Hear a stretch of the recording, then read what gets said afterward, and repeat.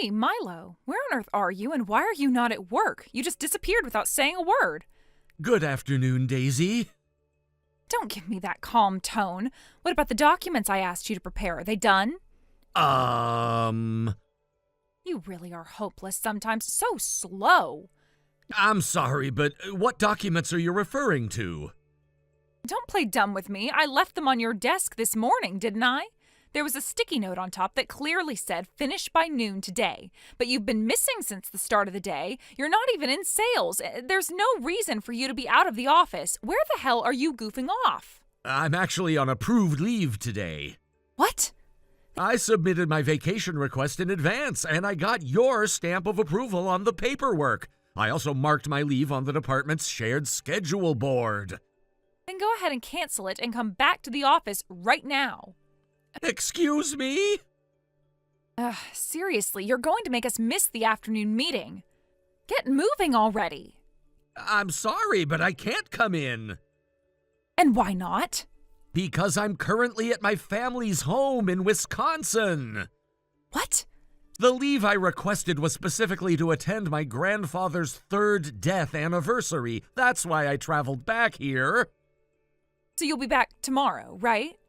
No, not quite. It's a long drive from Wisconsin, and I won't be able to make it back today and still be in shape for work tomorrow. That's why I applied for 2 full days off, today and tomorrow. You mean you're not coming in tomorrow either? I believe I explained all of this when I submitted the request. You reviewed it, didn't you? You stamped it yourself. You confirmed the dates. That's not the point. I apologize, but I need to drive soon. It's getting late and I have a long road ahead. Wait. I really have to go now. I'll talk to you when I'm back. Hold on a second. What about the work I gave you? You were supposed to finish that report that's due tomorrow. Milo!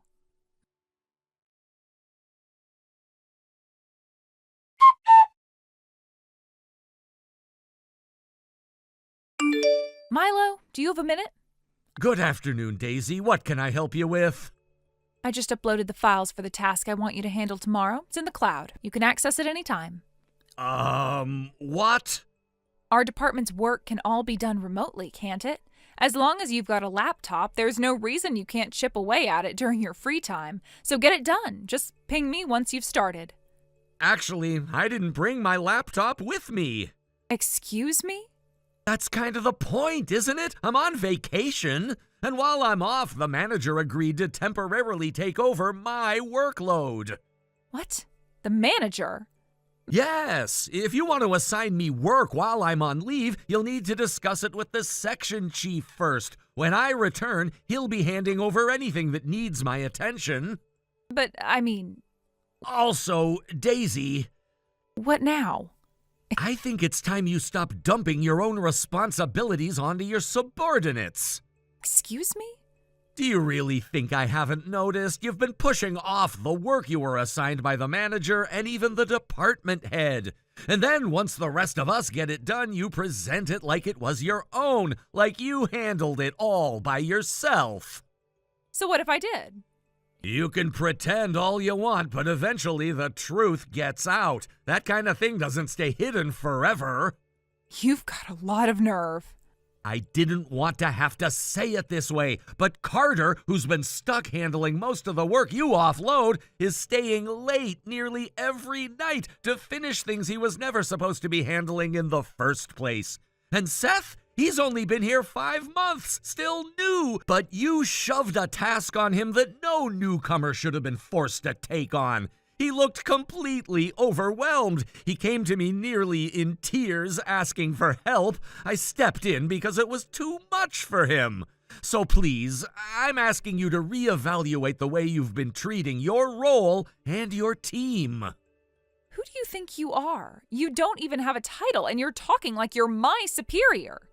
You can think whatever you want about me. This isn't personal, it's about the work.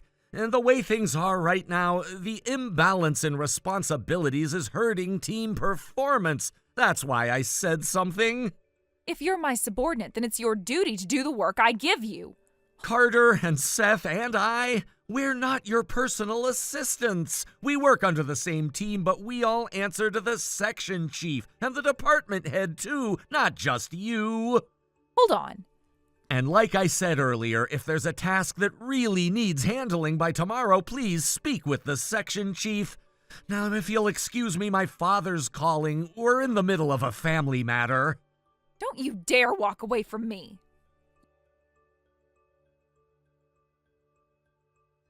You think you can just defy your superior like that? Milo!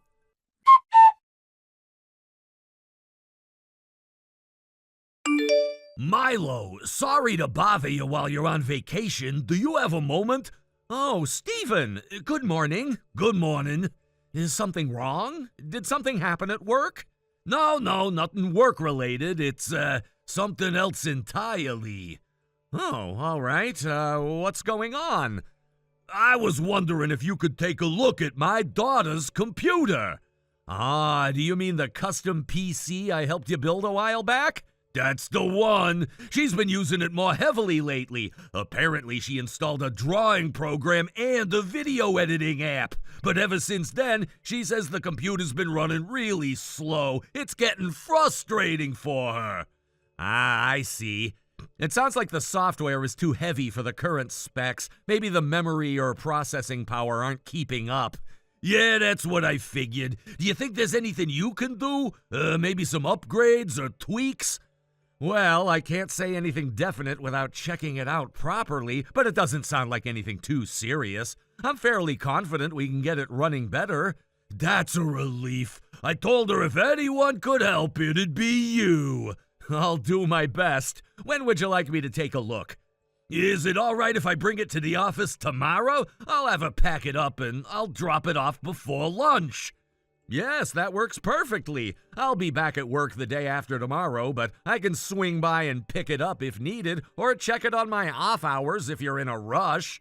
No, there's no major rush. She's just frustrated because she's been really into her digital art and was trying out some editing for a school project. She got all excited and then hit a wall when everything started lagging. I hate seeing her discouraged. That's understandable. Sometimes these creative tools demand a lot from the system, especially the newer versions. But I'll take a look and see if we can either optimize what she has or maybe recommend a reasonable upgrade. You're a lifesaver. I appreciate it, Milo. Of course. Happy to help. It's kind of funny, you know. You built that thing from scratch and it's held up great so far, but leave it to kids to push it to its limits within a year. Yeah, that sounds about right.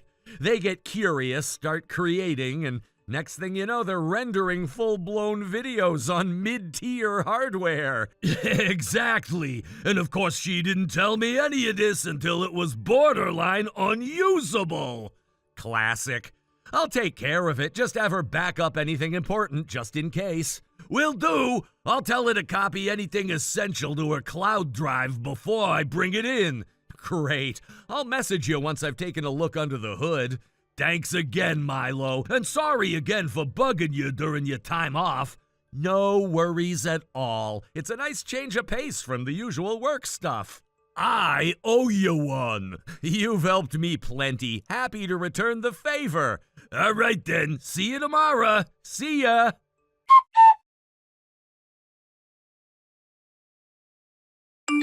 Milo, you really messed up this time, didn't you? Good morning, Daisy. What exactly did I mess up?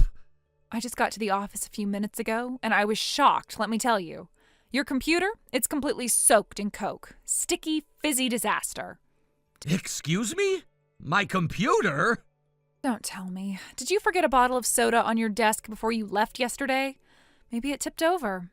I don't know what happened, but that machine, never seen it before, mind you, looks expensive.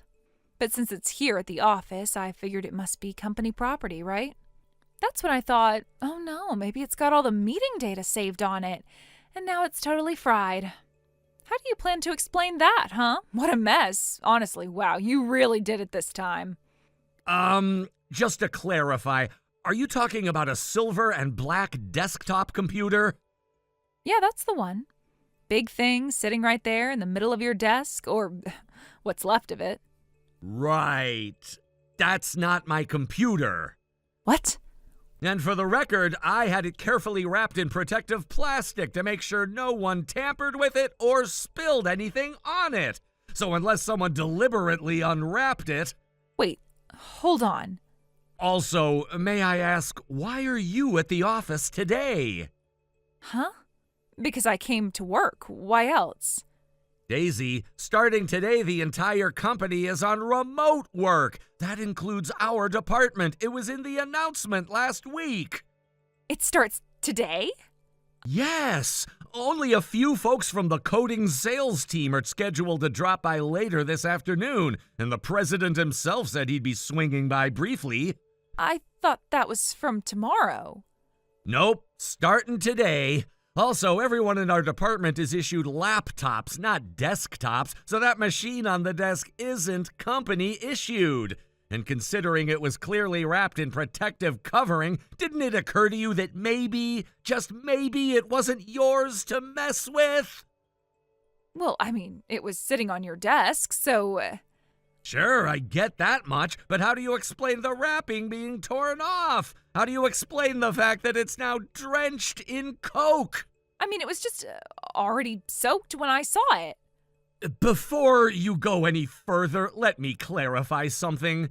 That computer belongs to someone else, and I left it there on purpose. Wait, what? Whose is it?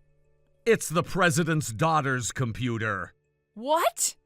Yes, she's been using a custom PC that I built for her a while back. The president asked me to upgrade the memory this week. I finished the upgrade yesterday, but since he was out of the office all day and I'd be working remotely starting today, I left it on my desk so he could pick it up when he stops by.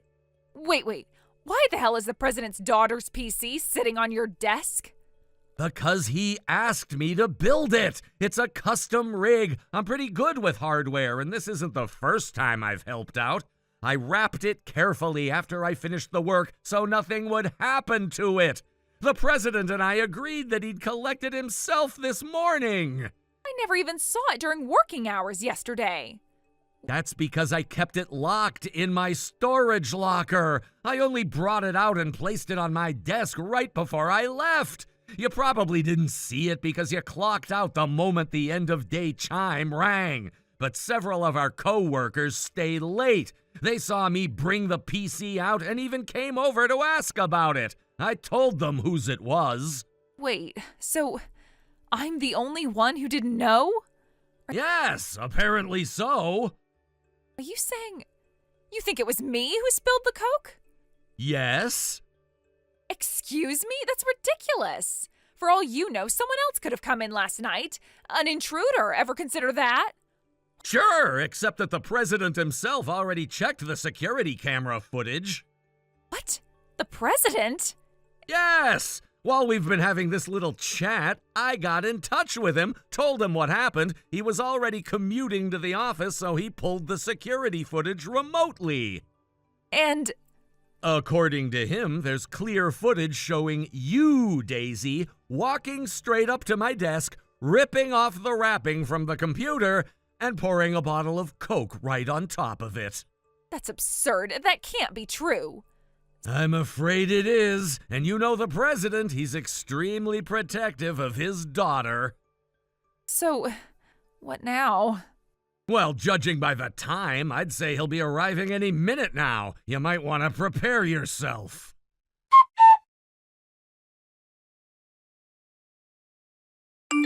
After that incident, Daisy never responded again. Not a single message, no apology, no attempt to explain, nothing.